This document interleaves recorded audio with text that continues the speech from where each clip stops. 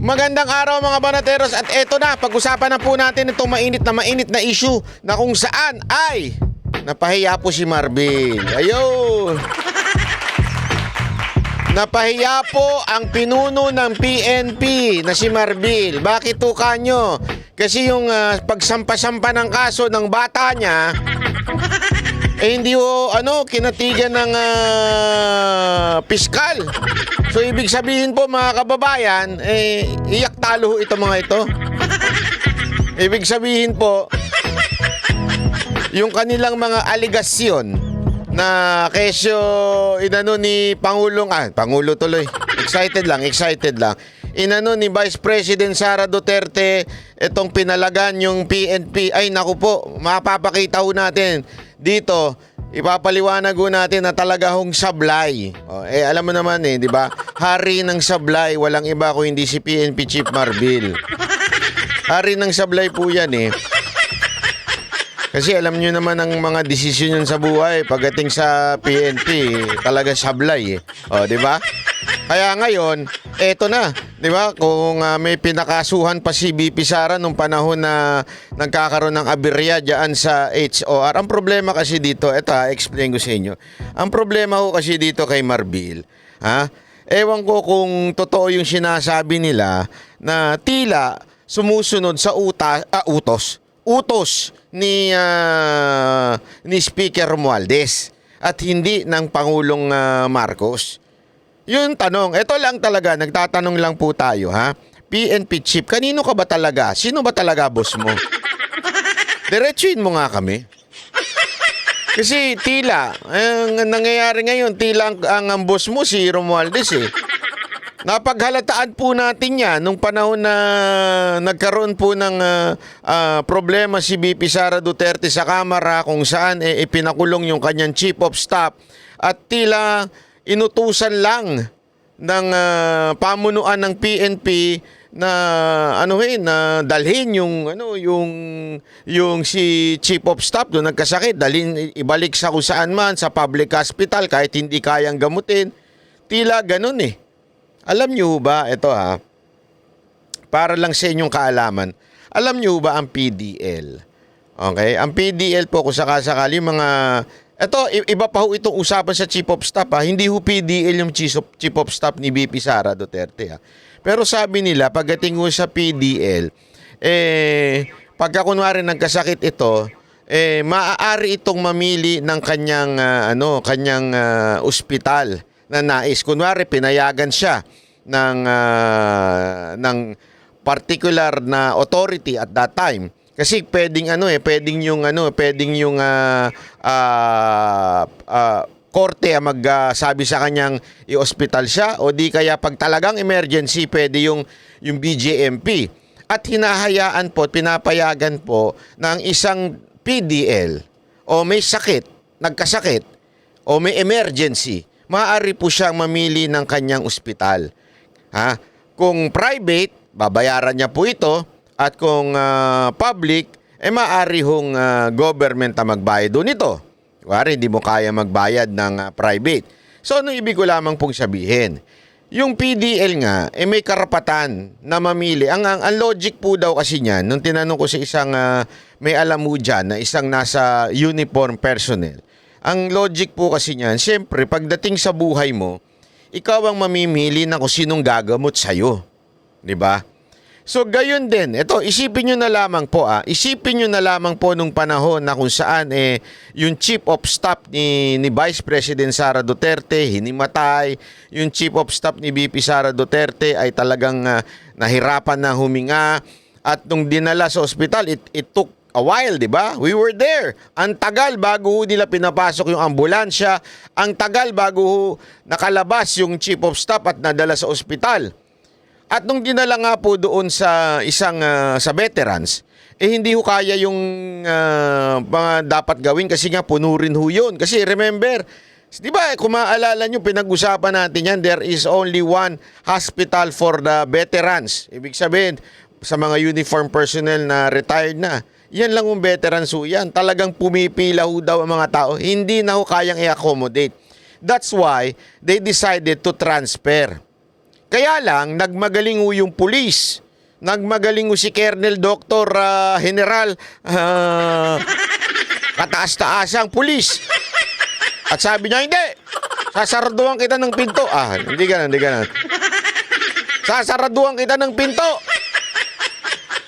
At yun na nga. At syempre, bilang security na naka-assign kay BP Sara Duterte, medyo tinabig po. Hindi naman po sinampal, hindi naman po hinampas. Tinabig lang po. Ginanon lang yung kernel doon. At yun na ang bunga ng pagrereklamo niyang walang kwenta. May malamang sa malamang, may basbas ho ito ni PNP chief. Kasi hindi naman po gagalaw yun ng ganun Hindi naman po gagalaw yung pulis ng ganun kung walang basbas. Tandaan nyo, Vice President yung kinakalaban mo. Gagalaw ka lang ng basta-basta. Siyempre, sasabihin mo yan sa boss mo, boss, ano to? Anong gagawin natin? Inapi ako dito. Kaya dito mo malalaman na itong si PNP Chief Marbil ay very, very, very biased and political. Bakit kanyo? Kasi doon sa time na yon, yung kernel, keso kuno, natabig, nagdemanda na kagad. Tama, mali. Bakit? Yung authority nga, matapang si Marbil dahil doon nga sa Congress. Dahil alam naman natin, Congress ang nagpakulong dito sa Chief of Staff ni BP Sara Duterte. Dito ka magtataka. Pero nung inaapi na, tinatarantado na, binubuli na yung kanyang opisyal na si Grijaldo sa Kamara, hindi man lang siya nag-lift ng finger para suportahan ang kanyang tauhan. Bakit? Pag ginawa niya yun, makakalaban niya Kamara. Kaya tuloy dito, ini-interpret ng mga ibang mga nanunood, netizen at mga mamamayang Pilipino na sandali, ano ba ito? Sariling pulis ba ito ni Romualdez? Ito ba'y tao ni Romualdez o tao ng ating presidente? Kanino na hubang sumusunod na boss itong si PNP Chief Marbil? Ha? Kanino ka na ba sumusunod ngayon? Kay Speaker o kay Mr. President? As far as I remember, ang Commander-in-Chief nyo ay yung ating Pangulo, hindi ho ang Speaker of the House. Sa matter of fact, hiwalay nga kayo dyan. Di ba? Pero ang dating ng mga pangyayaring ito, parang pinatutunayan mo na may ganun sa'yo si Speaker. Kaya tuloy, di ba, naalala nyo, may mga chismis na si Speaker daw ang naglagay dyan bilang PNP chief. Kasi tandaan ninyo what we are presenting is not fake news. We are presenting evidence and it's up to you kung ano ang iyong konklusyon. Kasi kung maaalala ninyo, meron sinabi si Bato. Di ba? Meron sinabi si Bato, meron daw lumapit sa kanyang opisyal ng PNP. Kinausap daw. Sabi ni Bato ito, hindi po ako nagsabi nito. Kinausap daw ng pamunuan ng Kamara at sinasabing ilaglag mo lang si Duterte.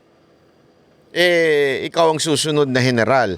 Ikaw ang susunod na PNP chief. Ilaglag mo lang daw si Duterte. Iaangat ka, parang ganun ang dating ng usapan. I'm not sure kung ano eksakto, pero merong binanggit na ganun si Senator Bato. Ngayon, ang tanong, dahil ba doon? Dahil tandaan ninyo, ang nag-utos at kumausap daw dito ay pamunuan ng Kamara. Kaya tuloy nagkaroon ng agam-agam na itong si PNP Chief Marbil, kaya naging PNP Chief yan at nalagpasan niya yung ibang mas matikas dyan. Mas marami daw mas matikas dyan Mas marami daw na uuna Mas senior dyan na dapat second in line na. Ibig sabihin, after ng PNP Chief, sila na dapat ang PNP Chief. Pero nilagpasan daw ni Marbil. Kaya tuloy ang daming agam-agam na nagsasabing, baka nga, dahil close nga itong si Marbil kay Speaker. Ano sa tingin ninyo mga kababayan? Ito kaya ay merong basihan? Ilagay nyo nga dyan. Oo, may basihan yan. Oo, muka. Sa tingin namin, bata talaga yan ni Speaker. Ano sa tingin ninyo mga kababayan? Ako nagtatanong lang ha. Ako ay minumulat ko lamang ang inyong kaisipan sa mga pangyayari sa ating bayan. It is not for me to say kung ano ang dapat nyong paniwalaan. Pero kayo po ang mag-conclude. Ako ay nagpipresenta lang ng mga facts. Okay? Ako ay nagpapakita lang. O ito yung mga nangyari no nakaraan, ito yung mga usapan. Kaya ako ay nagtatanong sa inyo mga kababayan, sa tingin nyo ho ba? Itong si PNP chief, bata, hawak sa liig ni Speaker Romualdez.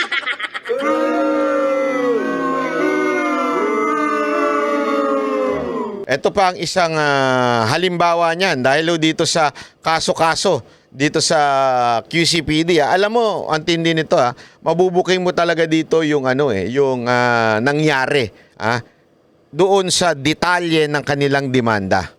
Ibinasura ng Quezon City Prosecutor's Office ang mga reklamo laban kay Vice President Sara Duterte. Kaugnay yan ng umunoy pananakit ng kanyang kampo sa mga pulis habang inililipat sa ibang ospital ang Chief of Staff ng OVP. Nakatutok si Rafi Tima.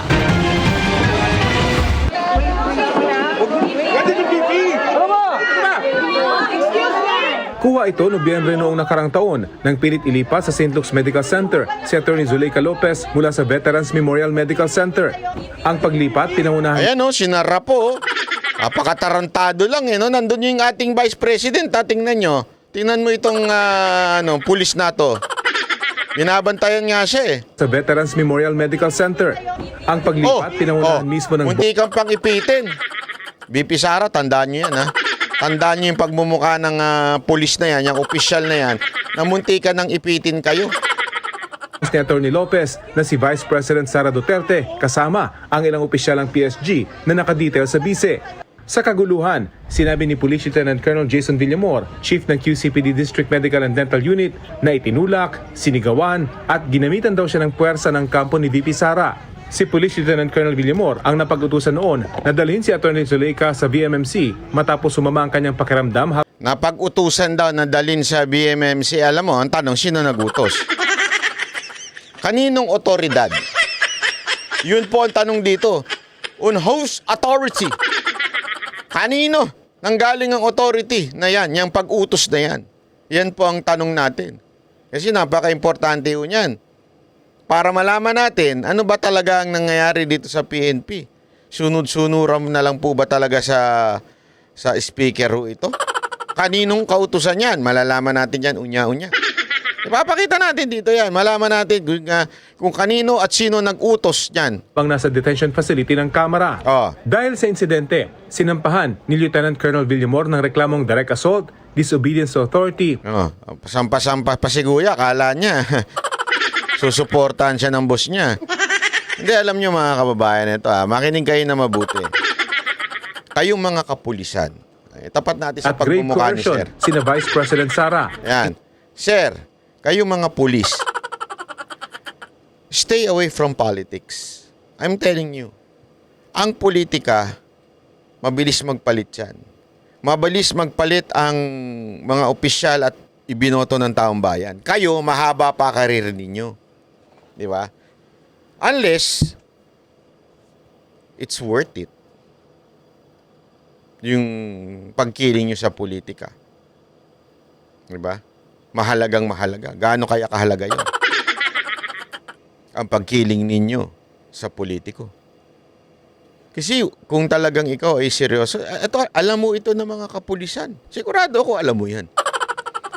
Na hindi ka, you would kiss ass a little doon sa mga opisyal ng gobyerno na binoto ng tambayan. Alam natin yan. Anong lingwahe nyo? Konting tabi. Pero hindi mo isasagad. Pag sinagad mo, masakit. Gago! Hindi wag mo isasagad yung pagkiling mo sa isang politiko. Bakit kanyo? Kasi mapapalitan yan someday. And there is always a big possibility na ang papalit dyan ay yung kalaban yan. Pag masyado kang dumiin, naku. Kanina, sumagad. Ngayon naman, dumiin. Gago! Totoo yan. Pag masyado kang dumiin doon sa politiko na yun, pag nawala yan sa kapangyarihan, Saan ka pupulutin, kuya? Yang ginawa mo kay Vice President Sara Duterte, saan ka pupulutin pagdating ng panahon, di ba? Saan? Baka barangay tanod, hindi ka na. Payagan eh. Di ba? Kasi nga, dahil sa pagsipsip ninyo, doon ko sino mang animal na nag-utos sa inyo na ilipat yung Chief of Staff. Tandaan ninyo, ang Office of the Vice President, lahat ng karamihan, nandun ako eh, karamihan ng mga nandun, mga abogado yun. O, ang mismong Vice President natin, abogado. Alam nila ang kanilang karapatan.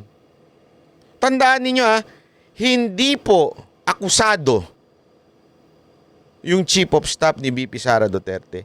Hindi po kriminal. Hindi po convicted. Siya ay resource person na na-contempt lang. It doesn't mean guilty siya or anything. O it doesn't mean na meron siyang kasalanan. Talagang tarantado lang at abusado ang kamera. Tapos susunod kayo sa utos na pabalang, mali, at hindi naaayon sa batas. Tapos, pag nagalit, yung boss nung inuusig ninyo, magdedemanda kayo ng ganyan. Maling-mali ang ginawa ninyo, sir. Maling-mali. Kita nyo, piskal na nagsabi, di ba? Prosecutor's office na nagsabi, walang timbang niyang akusasyon mo. Di pahiya kayo niyan. Hindi, mga kababayan, simple-simple, di ba pahiya ho sila niyan? Pahiya kayo sa ginawa ninyong yan. Hindi nyo ba nakikita? Enjoy na enjoy kayo. Hindi, didemanda namin si VP Sara Duterte dahil ganito siya, ganito siya. Ano sabi ng prosecutor's office? Tapon nyo na yung basura nyo na yung demanda nyo. Wala kayong basihan, wala kayong ebidensya. Hindi, hindi ako nagsabi niyan. Ito, Isang pakinggan. Colonel Raymond Dante, Pitina La Chica at mga Janet Jane Does. Ang reklamo, dinismiss ngayon ng City Prosecutor's Office ng Quezon City. Quezon City Prosecutor's Office, don't tell me, hawak ni Vice President yan. Hindi hawak ng Vice President yan. Ang Prosecutor's Office, hawak po yan ng DOJ. At at the same time, kahit papaano, masasabi nating hindi naman po masasabing hawak ng Vice President yan. Malabo ho. Malabo na magkakaroon ng impluensya ang Vice President yan. Pero nakita kasi nila Alam mo ako, naniniwala talaga ako Naniniwala pa rin po ako sa ustisya. Bakit kanyo? Kasi alam nyo, kahit ko kay Pastor Kibuloy, merong pong hinihiling ang kampo ni Pastor Kibuloy ngayon na patungkol po sa bail niya. Alam nyo ang kwento sa akin, hindi ko na lang sasabihin kung sinong bumulong sa akin. Nakita ko. Ayoko na lang magsalita. Baka madulas pa ako. Pero nalaman ko kung anong nangyari doon sa hearing na yun. At talagang yung pahiya ho, yung nag-aakusa doon sa ating pastor. Na si Pastor Kibuloy. Nag-aakusa ho talaga namang napahiya dahil palpak ho lahat. Halatang nag-iimbento, nagchichismis. Kaya nga ho, I think there is a big possibility na makalaya pansamantala si Pastor Kibuloy. Yung makapag-bail si Pastor Kibuloy. Kaya lang, ang pwedeng o ang posibleng mangyari maimpluwensyahan yung judge. Sigurado ko, ito wala akong ang hirap magsinungaling. Wala akong alam. Pero sigurado ko may nag-iimpluwensya dyan na politiko. Tandaan ninyo, ang gustong magpatumba kay Pastor Kibuloy, walang iba kung hindi itong gobyernong to. So sigurado ko, one way or another, inu-impluwensyahan ng kalaban ni Pastor etong judge. Pero ako, may tiwala ako sa justice system natin sa Pilipinas. Kaya kayong judge, naniniwala ako na kasi itong mga to, hindi naman po ito pwedeng tanggalin eh. Hindi ho ito, once na nandyan na yan, hindi ho ito pwedeng tanggalin ng kahit sinong politiko o kahit presidente pa. Hiwalay po ang mga judge, kaya nga ho judiciary yan eh. Hindi ho sila kayang totaling impluensyahan o totaling, alam mo yun, ihawakan sa leeg. Pero depende na lang yan sa mga alok. Depende na lang din ho yan. Pero ako, naniniwala ako dito sa particular na judge nito na ito'y matino. Sa tingin ko po at ang aking panalangin ay ikaw ay magdesisyon na aayon sa inyong konsensya at sa inyong conviction. Sir, ma'am, kung sino ka man po na judge, huwag ka magpapadikta sa mga politiko. Dahil nga, tulad ng sinasabi ko dito sa nangyari dito, di ba? Yung opisyal ng PNP na nagpadikta sa politiko, mapapahiya tuloy. Bakit? Ito ang paliwanag. Bakit mapapahiya? Nung pinresinta na yung mga ebidensya, nga. Literal, nga. Kasi nga ho, alam nyo, hindi pwede tayo mag-imbento lamang ng demanda. Pag yan nakaabot na sa husgado at nakaabot na po sa cross-examination ng mga abogado, ay naku po, kung ikaw yung nagsisinungaling, nga ka sigurado. Iiyak ka. Kung nagsisinungaling ka, pero pag kung totoong sinasabi mo at malakas ang loob mo, talagang sigurado yan. Hindi ka matitinag. Di ba? Eto, pakinggan ha, kung anong nangyari dun sa kaso, kung bakit na-dismiss ka agad, na basura. Sa desisyon, sinabi ni Quezon City Prosecutor Vimar Barciliano na sumobra si Villamor sa pag-discharge ng kanyang kapangyarihan. Sumobra daw yung pulis sa kanyang ng kapangyarihan. The alleged commission of direct assault, disobedience to authority and grave coercion is not supported by evidence. Ang sakit ng bangs. Pahiya pa kayo. Sumobra daw kayo, according sa news na ito, sumobra daw kayo sa inyong authority, yung pagpapatupad ng inyong authority. Hindi raw niya napatunayan na siya ang may otoridad sa kustodiya ni Atty. Zuleika. Hindi niya napatunayan. Ibig sabihin, di ba, you have to prove na you have the authority at that time. Kasi again, hindi po akusado, hindi po kriminal, hindi po PDL ang Chief of Staff ni VP Sara Duterte. Kaya nga, whose authority? Di ba? Are you representing para gawin yun? Wala akong naipakitang ebidensya. Hindi niya naipakita kung sino nag-utos sa kanya. Pumunta lang siya basta-basta doon. Feeling ko, kapatid, feeling ko, naghugas kamay yung nag-utos sa'yo. Sa madaling salita, nilaglag ka. Hindi kasi, eto. Ganito ang nangyari. Sabi ng korte, o sabi ng prosecutor, siguro, tinanong dyan, kaninong authority ka? Sino sinusunod mo? Sinong anong batas o kaninong command? Sino nag-utos sa'yo na para i-implementa yung gusto mo mangyari? Siguro, ewan ko ito ang nangyari, hindi ko alam. Siguro, kinausap niya yung boss niya, uy, boss, di ba inutusan niyo ako? Di ba inutusan niyo ako pumunta doon tapos gipitin itong chief of staff, ilipat doon sa pangit? Inutusan niyo ako? Ano kaya ang sinabi sa iyo nung nag-utos sa iyo? Baka naman sinabi niya sa iyo, problema mo yan. Hindi ko na problema yan. Wag mo na ako isangkot diyan. Basta sagutin mo na lang yan. Sabihin mo, basta inutusan ka. Kasi remember, lahat po, alam niyo ba, pati sa checkpoint, pati sa pag-discharge ng mga tauhan, alam mo yung paglagay ng tauhan, lahat po yan, di papel ho yan sa PNP. Kaya nga meron tinatawag, kahit sa AFP, ganun din yung mission order, di ba? Meron po yung mga yan. Hindi po pwedeng tatambay lang yung pulis dyan. Halimbawa lang sa checkpoint. Who's under authority, sino nagsabi sa'yo mag-checkpoint ka dyan? So meron yan. May meron ka mission order, di ba, na sinusunod. May papel ka. Hindi pwede yung, hindi, ako lang ang nagdesisyon. Trip lang namin, di ba? We are here to protect and serve. Hindi ganun yun. Dapat to, lahat to yan papel. Lahat po yan. Kung anumang utos na iutos para ipatupad ng kapulisan, ng opisyal, ng PNP, lahat po yan nakasulat at pirmado kung sino man yung nag-utos na higher authority sa'yo. Pirmado niya yan. Kasi for the record yan hindi ka gagalaw nang wala kang nag-utos sa'yo. Dito, nung tinanong siguro, sino nag-utos sa'yo na pumunta doon, tapos kunin yung chief of staff at dalhin sa ganito. Wala siyang sinabi. Bakit wala siyang sinabi?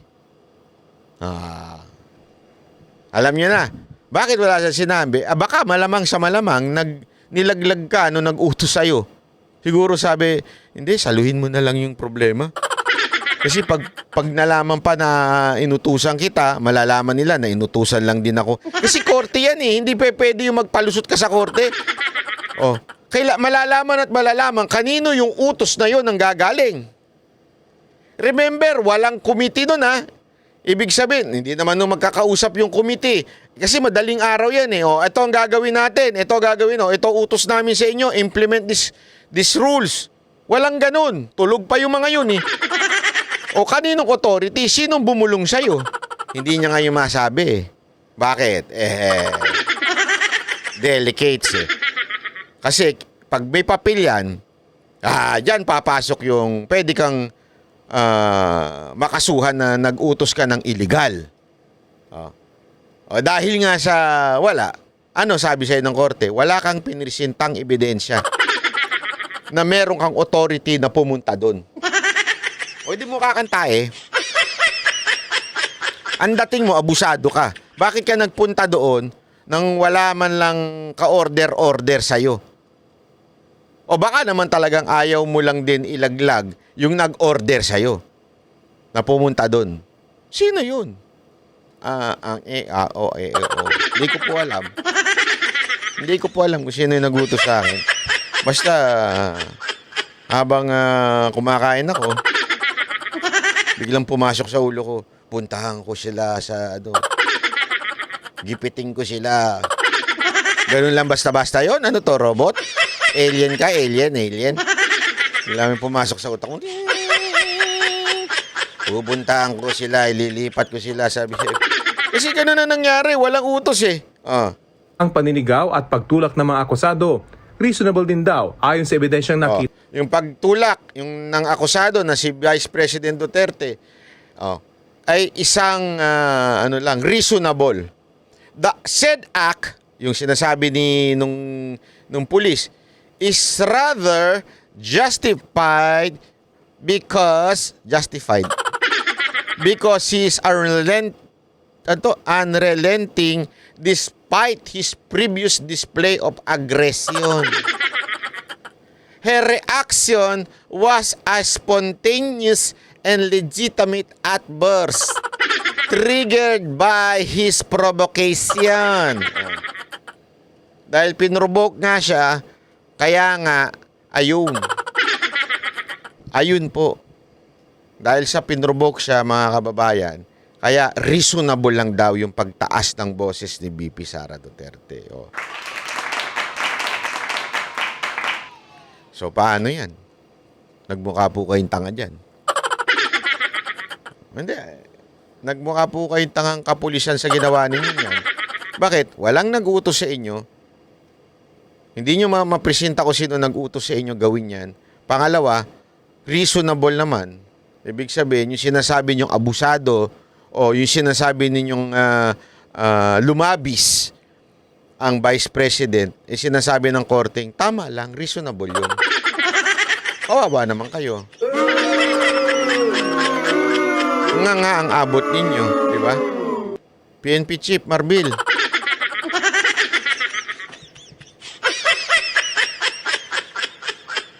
Ano na? Anong petsa na? Baka pwedeng maisipan mo mag-step down na. Ang dami na nabibwisit sa inyo, sir. Baka gusto ninyong bumaba na. Huwag na kayong pumayag na extend pa ng Pangulo. Oh, by the way, happy birthday ah. Birthday niyan kaya nga dapat retired na yan eh. Dapat magre-retire na yan kasi pag naging pag umabot na siya dun sa edad na dapat mag-retire na siya. Kaya lang meron niya lumulutang-lutang ngayon na kwento na parang actually medyo sila, nadulas nga sila doon eh. Sabi nung we need stability kaya it is good na ituloy yung PNP chief. So parang sinasabi nila na medyo destabilized na yun. Merong nangyayaring destabilization o merong nangyayaring pagyanig sa PNP chief. Kasi may narinig ako interview, yun ang sagot eh. To be more stabilized and secured. We would good.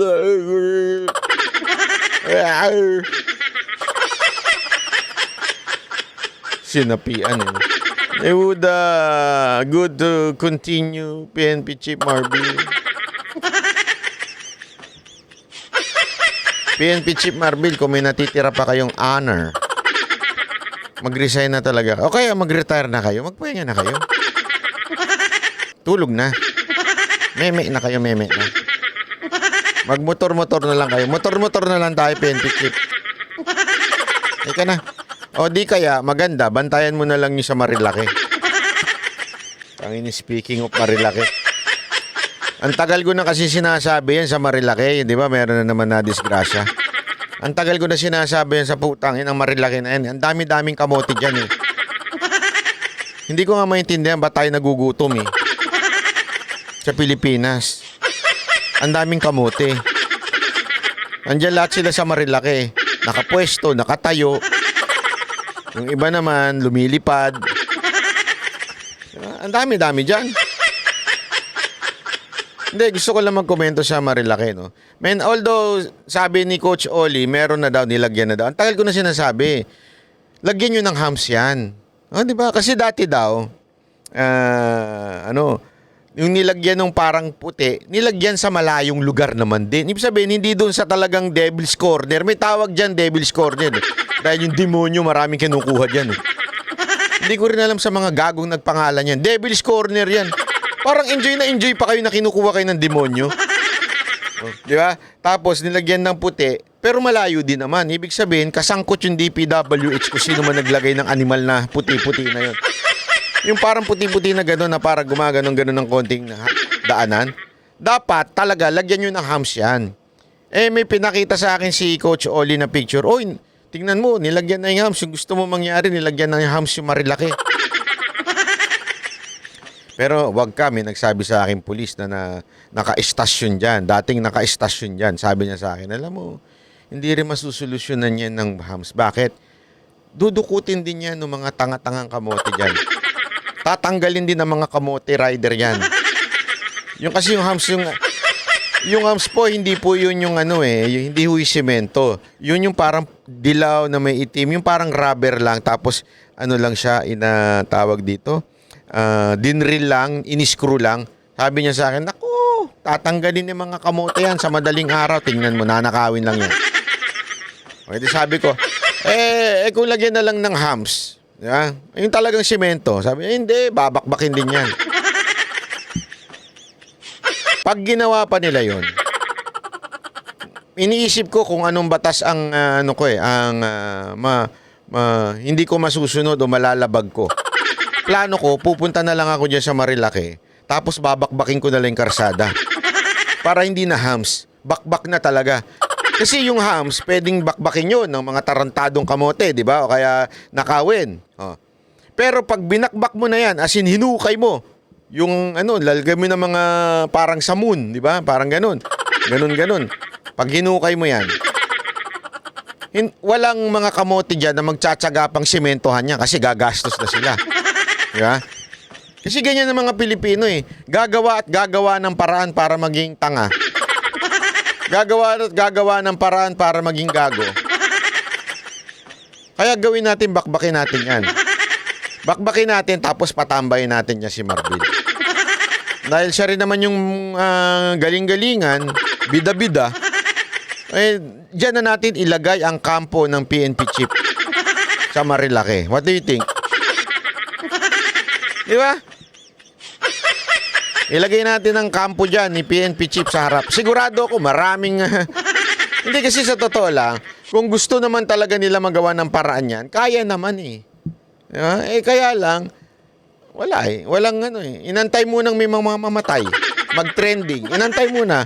Inantay muna siguro nila magkaroon ng Superman. Tsaka nila gagawa ng paraan yan. Pag hindi nyo pa ginawa ng paraan to ngayon, naku po. Nagbabalak na ako. Tatanungin ko lang yung mga abogado ko. Anong batas ba ang aking malalabag kung sakaling ako na mismo maghukay dyan? Hukayin ko na. As in, hukayin ko. Para wala na talaga mag-banking. Wala na rin dadaan. Actually, may nag-suggest nga sa akin, magtayo daw ng punerarya dyan eh. Since maraming namamatay dyan, kikita daw ako. Ano sa tingin niyo? Ano kaya solusyon ang pwedeng gawin dyan? Sa mga kamote dyan. O anyway, tuloy natin itong topic na to. Ng mga prosecutors, wala rin daw ni isa sa mga witness ng complainant ang nag-corroborate sa mga ginawa niyang akusasyon. Tingnan mo. Wala din nag-corroborate and listen. Mga, ano yun, 90s babies, corroborate and listen. Di ba? Walang ganun. Walang witness na nagsabing totoo. Parang mag-isa lang siya nag-akusa, mag-isa lang siya nakakita na inabuso siya at nagmalabis ang Vice President. Siya lang ang nakakita. Walang ibang witness. Palpak eh, di ba? Malaking kahihiyan ito sa PNP, dito sa nangyari na ito. Yung akusasyon nyo kay Vice President, malaking kahihiyan. Di ba? Malaking kahihiyan po ang nangyari dito. Sana magising-gising na kayo na next time, wag na kayong sumunod sa mga politiko dahil yung mga politiko na yan, ginagamit lang kayo. Wag na kayo sumunod. Bakit? At the end of the day, sabi nga, ang ending, kayo pa ang mali, kayo pa ang napapahiya. Di ba? Kayo pa ang nawawala ng integridad. Pero yung mga boss ninyong sinusunod ninyo, ayun, kumukuyakoy lang sa bahay nila, sa yate nila, humihit-hit, di ba?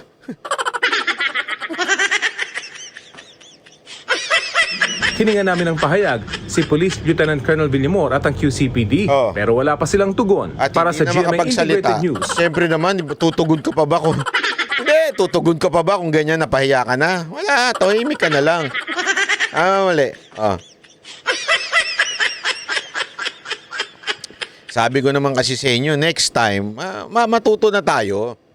Huwag ko tayong basta-basta sunod lang sa utos nang wala kayong papel, nang wala man lang, alam mo yun, kasi pagdating sa dulo, kayo malalaglag. Hindi, alam mo na mga kapulisan to. Sabi ko nga sa inyo, dami kong kaibigang pulis eh. Lahat ng bagay, di papel yan. Lahat yan may order. Hindi pwedeng wala kang letter order nga yung tawag sa kanila eh. Sa AFP naman, mission order. Hindi pwedeng wala kang letter order o mission order tapos gagawa ka ng isang bagay o mag-ooperate ka nang wala kang letter order. Alam mo, pagka nagkabulilyaso sa korte, ikaw ang mapapahamak. Ikaw ang mananagot. Kasi nga, wala kang authority. Yan ang nangyari dyan eh. Malinaw pa sa malinaw, walang authority. Una, yun ang sinabi, walang authority na ikaw ay ano ng iyong utos o magpatupad ng batas dyan. Wala kang authority. Una yun. Pangalawa, walang nag-collaborate sa'yo na meron pang abuso sa parte o merong pagiging pagtapik o pananakit ng tauhan ni VP Sara Duterte. Walang witness. Kahit siguro yung mga kasamahan mo, hindi na natakot na eh. Mag-witness eh, kasi alam nilang hindi totoo. So, pahiyang-pahiya po kayo dyan, PNP. Huwag nyo nang ulitin yan. Diba? Pagsabihan nyo yung mga tauhan nyo na huwag nyong gayahin si Torre. Gaya kayo ng gaya kay Torre. Si Torre, yung OA na OA, magpapatala ng ilang batalyon. Isa lang ang huhulihin, pastor pa. Maghuhukay ng... Tingnan ninyo. Ito. Maniwala kayo sa maniwala. Darating ang panahon, kawawa itong mga opisyal na sumunod sa utos ni Torre na kinasuhan ng KOJC. Bakit tuka nyo? It's a place of worship, maghuhukay ka. Yun po ay paglabag sa batas, pambabastos sa relihiyon ho yun. Place of worship. Anong napatunayan mo? Asa na yung heartbeat? Nasa Quezon City. Wala ho dyan sa KOJC sa Davao. Heartbeat pa kayo na napatunayan nyo. May mga daga. Hukay kayo ng hukay. Sasabihin nyo walang hukay kahit may mga picture at video na lumalabas. Ang dami kong alam dyan eh. Ang dami kong alam. Kawawa talaga kayo dyan. Yung mga nag-implement ng maling unlawful order dyan sa KOJC, napakagaling na mga abogado ng KOJC. Sasagarin kayo hanggang dulo. Sisiguraduhin na mananagot kayo. Mga nagsumunod sa utos, sa mga maling utos. Huwag niyong gayahin niya si Torre. Kayong kapulisan, huwag niyong gagayahin niya si Torre at si Marbil. Maawa kayo sa sarili niyo. Dahil sasagutin ba nila kayo kung sakasakaling in the future haharap na kayo sa kaso? Hindi. Sa tingin ninyo, tutulungan kayo niyan, bibigyan kayo ng abogado? Hindi. Kayo magbabayad ng abogado nyo. Retired ka na, humaharap ka pa sa korte. Tandaan niyo yan, ha, mga kapulisan. Akala ninyo, pag tapos na ang inyong trabaho, bilang PNP, ligtas na kayo? Darating at darating ang subpina sa inyo, ang warrant sa inyo in the future. Yung mga connection ninyo, wala na, retired na. Wala na sa PNP. Wala na, hindi na mga opisyal. Hindi na mga politiko. Retired na. Mga after ilang years yan bago lumabas yung mga subpoena at warrant ninyo. Sino ngayon na magpo-provide ng abogado? Kayo. Magkano acceptance fee sa abogado? Yari kayo. Ubus ang pera ninyo. Sigurado yan. Tandaan nyo yan. Dahil sinulat ng mga abogado ng KOJC kung sino yung mga hindi sumunod sa batas. Iisa-isahin kayo. Di ba ho? Dahil ginago ninyo. At maniwala ko kay ibang ako ayoko na lang magsalita pero ibang klase dumiskarte ang KOJC. Pag sila nagdemanda, meron ayoko na lang magsalita. Ang chismoso mo, banat ba? Hindi, isang chismis na, hindi ko na lang papangalanan. May isang nag-libel kay pastor noon. Isang media. Tapos, dinimanda, I think hindi pala kay pastor, sa KOJC nag-libel. Dinimanda ng lahat ng chapter ng KOJC sa iba't ibang bahagi ng Pilipinas. Mantakin mo yun, pupuntahan nyo ng media na yun.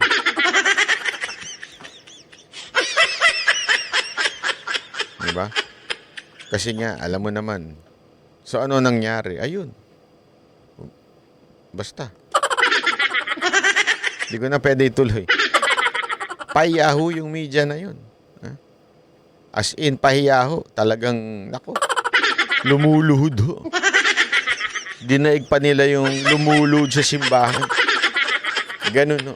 Kasi nga po, gawin nyo lang yung tama. Huwag kayong basta-bastang sumusunod lang sa utos dahil lang inutusan kayo para siraan itong dahil kalaban. Kawawa kayo. In the long run kayong kawawa. In the long run, pag kailangan nyo ng abogado, hindi nila kayo tutulungan. Maniwala kayo. Kaya kayo mga kapulisan, huwag kayong tutulad dyan sa amo ninyo. Dahil pag kayo na-demanda, hindi naman kayo tutulungan ng amo nyo. Wala, retired na yan. May take-home pay na yan. Ikaw ang haharap sa kaso mo. Hindi biro yun. Diba?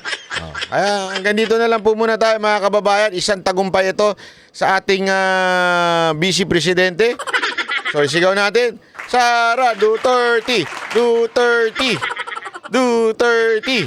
Maraming salamat po. Ako po si Banat Bay. Kita-kits ulit tayo sa susunod na ating upload. Yan ang Banateros, boses ng ordinaryo Pilipino. Banateros ay walang makakaawa.